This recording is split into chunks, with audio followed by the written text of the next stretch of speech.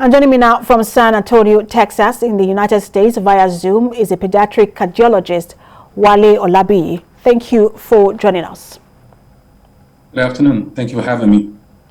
So we're looking at the world's #1 killer, and it is very crucial for people to know how dangerous heart-related diseases are and how possibly they can prevent them. So please tell us, what can provoke heart-related diseases?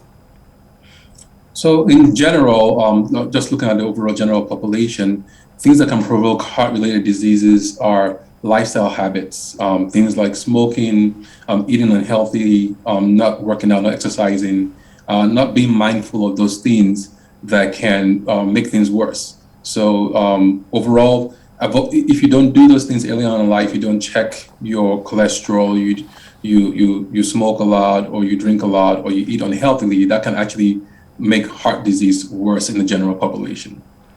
So are there symptoms to watch out for? Because we've seen reports, and I did speak with a medical doctor earlier as well about this, about how people are not aware that they have heart-related diseases until there is some sort of catastrophe.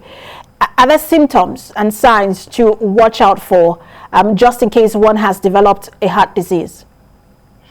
Yeah, from the adult standpoint, yes, you can watch for things like chest pain, some difficulty breathing, unable to perform tasks that you used to perform before. If you could walk, 2 kilometers and now you're having difficulty, shortness of breath, things like that. As we are pediatric cardiologists, and I volunteer and work with Hospitals for Humanity, we talk a lot about pediatric patients also, and those patients can develop heart defects as a child, and they can have symptoms also, such as difficulty breathing, breathing fast, difficulty feeding well and not growing well, even as a child, even onto elementary school and things like that. So you can see some similarities and some differences between adults and children, but you have to be mindful for both adults and children, and heart disease can occur in both of them, even a baby. And there has been some sort of dilemma during this COVID-19 pandemic, where people with heart-related diseases are steering clear of hospitals because they do not want to contract the coronavirus. But that is also now leading to a situation where their treatment is compromised. Talk to us about this and what can be done to ensure that treatment for people with heart-related diseases can continue. Definitely, you're right, and we've seen that across the globe, where people have initially tried to avoid going to the hospitals or the emergency rooms. They don't go in themselves. They don't take their children for appointments, and things can happen. Things can mount up at home.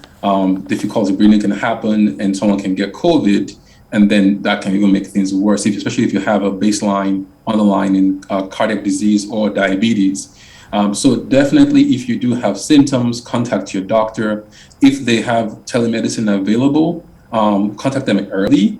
If you are having difficulty breathing, you need to go see your doctor pretty much immediately. I don't think that's a telemedicine situation, but if there's actually real symptoms, try and see a doctor immediately.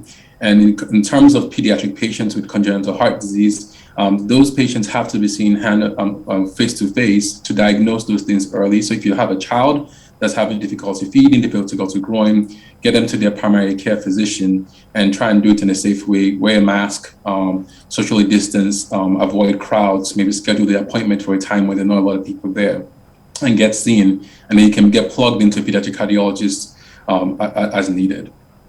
So there is a commitment by world leaders to reduce the global cardiovascular burden by 2025. Yeah. But is that an individual responsibility or a collective responsibility in terms of government policies? For example, you just mentioned, you just talked about telemedicine. Is that something that has to do with government policy, or is this something that individuals have to take responsibility for? It's a dual role. Definitely the individuals have a role in it, and innovation and technology can help with that. There are various platforms across the world that provide telemedicine where people can reach out to doctors online. But definitely also the government has a big role to play, because if the infrastructure is there to provide telemedicine sources, people can communicate with people either in Nigeria, even across the world. We with Hospital for Humanities, we actually have telemedicine conferences with physicians in Nigeria on patients over there to help out and discuss critical situations. So it's a dual role, both for individual organizations, hospitals, and definitely the government has a role to play to make sure the infrastructure, the technology, the internet, all that stuff, Wi-Fi, all that stuff is available, and the platforms for telemedicine and things like that. So it's a dual role.